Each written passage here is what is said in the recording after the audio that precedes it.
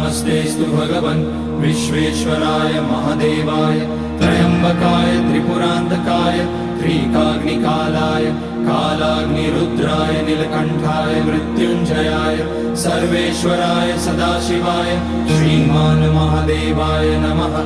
ॐ नमः शम्भवाय च मयोभवाय च नमः शङ्कराय च मयस्कराय च नमः शिवाय च शिवतराय च। ॐ त्र्यम्बकं यजामहे सुगन्धिं पुष्टिवर्धनम् उर्वारुकमिव बन्धनान् मृत्योर्मुक्ष्यमामृतात्। नागेन्द्रहाराय त्रिलोचनाय भस्माङ्गराय महेश्वराय नित्याय शुद्धाय दिगम्बराय तस्मै नकाराय नमः शिवाय। मन्दाकिनी सलिलचन्दनचर्चिताय नन्दीश्वर प्रणतनाथ महेश्वराय